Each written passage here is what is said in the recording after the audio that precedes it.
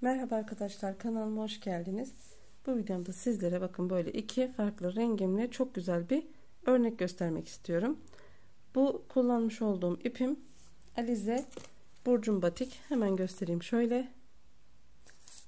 Bu ip biraz kalın ip arkadaşlar. Şöyle zaten 210 metre uzunluğa sahip ve kalın bir ip bu bebe yününe göre. Fakat şimdi göstereceğim modelde birbirine oldukça güzel yakıştı. O yüzden şimdi hemen sizlere bu modelin anlatımını yapmak istiyorum.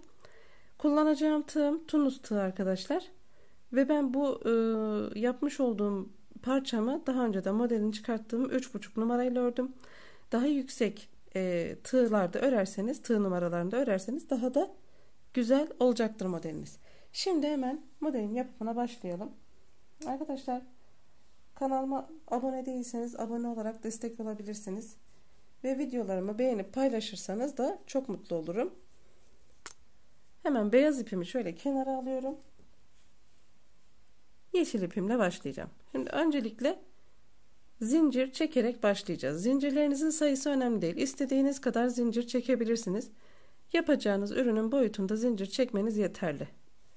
Uzun veya kısa çekmenize gerek yok. Model üst tarafta kendini toplamıyor arkadaşlar. O yüzden şimdi şöyle zincirlerimizi çekelim yeteri kadar. Ben tabi daha böyle küçük bir parçada sizlere bunu anlatacağım. O yüzden çok sıkı olmayacak şekilde bakın şöyle zincirlerimi çektim. Evet, bu kadar zincir şimdi benim için yeterli. Hemen yanındaki ilmekten başlıyorum ilmek çıkarmaya. Şöyle bütün ilmeklerimizden sıra boyunca ilmeklerimizden ilmek çıkaracağız. Zincirlerimizden ilmek çıkaracağız, pardon. Bütün zincirlerden bu şekilde ilmeklerimi çıkarıyorum.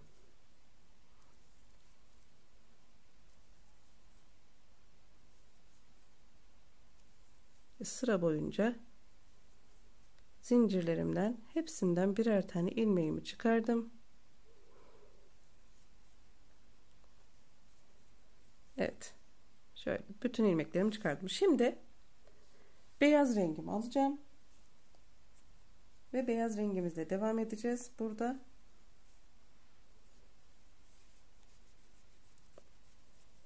ilk sıramın ilmeklerini çıkardıktan sonra beyaz rengimi aldım. Bunu burada şuradaki ipinize bağlayabilirsiniz. Bakın ilk ikisini birlikte çıkardım. Daha sonrakilerin her birine birer tane çıkarıyorum. Bu şekilde birer tane birer tane alarak sıranın başına kadar geleceğiz. Bakın böyle. Şöyle her bir ilmekten bir tane ilmek alıyorum. Bakın böyle.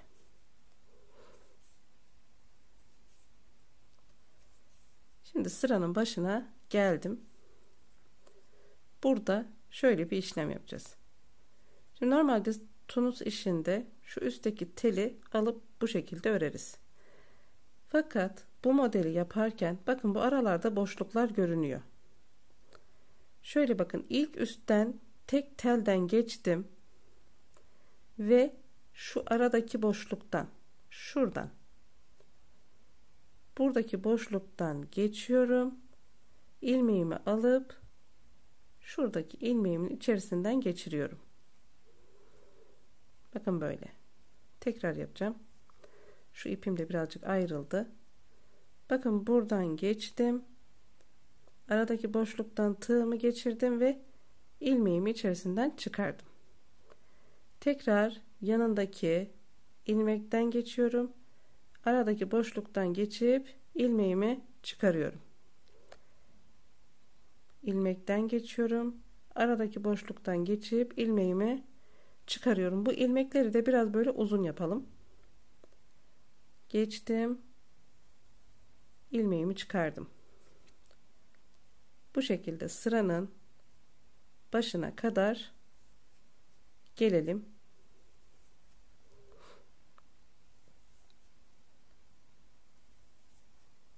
Şöyle sıra başına kadar aynı işlemi devam ettiriyorum.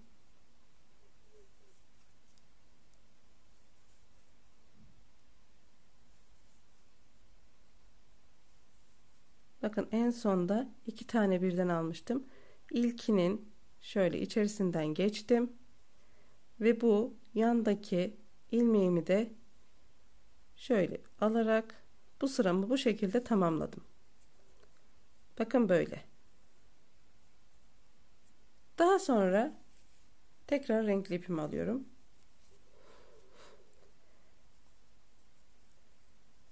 Renkli ipimle önce 2 tane, daha sonra yine birer birer alarak sıra başına kadar geleceğim. Şöyle birer birer alarak sıranın başına kadar gelelim.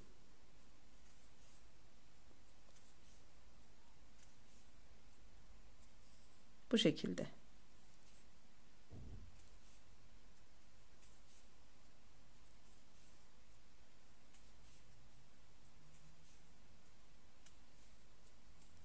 Evet, sıranın başına geldim. Burada az önce yapmış olduğumuz işlemin aynısını burada yapacağız. Bakın boşluklar zaten görünüyor. Şöyle. Bakın buradaki ilmekten şöyle üst telinden geçtim. Aradaki boşluktan şöyle geçiyorum. Aradaki boşluktan geçip ilmeğimi uzattım. Bu şekilde. Tekrar yanımdaki ilmekten geçtim. Aradaki boşluktan geçtim ve ilmeğimi uzattım. Aradaki boşluklardan geçiyoruz. Bakın buradan geçtim. Şu aradaki boşluktan geçip ilmeğimi çıkardım. Bu şekilde sıranın başına kadar gelelim.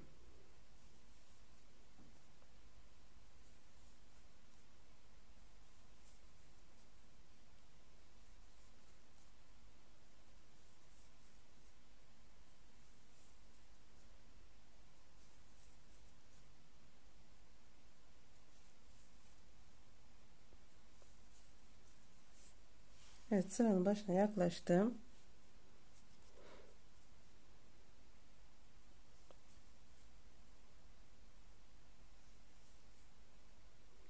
Bakın buradaki ilmeğimi de yine içinden geçirdim ve en sondaki ilmeğimi hem beyazdan hem yeşilden birlikte geçirip bu şekilde son ilmeğimi çıkarıyorum. Bakın ikinci sıramızı da bu şekilde tamamlamış olduk. Şimdi burada tekrar renk değiştiriyorum. Bu kez beyaz ipimi aldım. İlk ikisini bir, daha sonra sırayla şöyle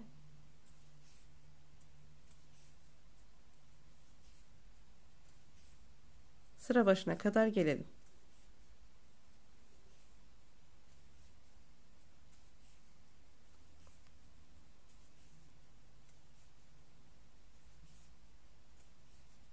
Sıra başına geldim.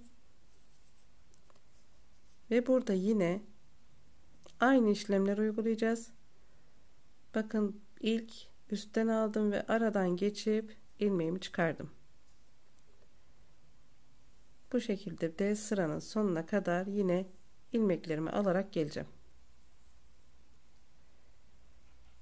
Dediğim gibi daha böyle kalın şişlerle ördüğünüzde ve ilmeklerinizi bu şekilde uzun uzun tuttuğunuzda çok güzel bir görüntüsü oluyor. Hemen zaten şimdi size büyük bir parçada ördüm, onu da göstereceğim.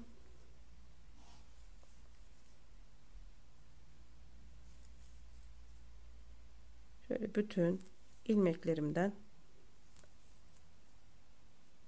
aldım.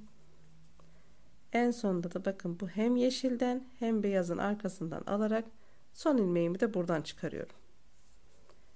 Ve ikinci sıramı da üçüncü sıramı da bu şekilde bitirmiş oldum. Tekrar yeşil ipimi alıyorum ve aynı işlemlere yine devam ediyorum. İlk ikisini bir alıyorum. Daha sonra her birinden birer tane çıkararak sıra başına kadar geleceğim.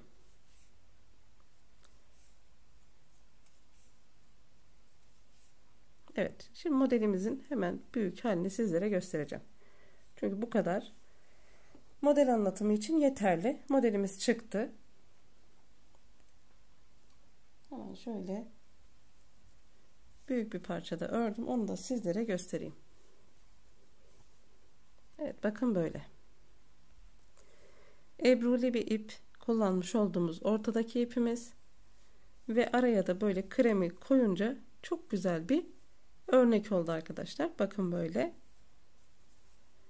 Ben bu parçaya birazcık ütü buharı uyguladım. O yüzden bakın böyle kıvrılma yok. Yani hani bıraktığım zaman, normalde bu iple ördüğünüz zaman ütü buharı uygulamadığınız zaman bu böyle şöyle kıvrılır.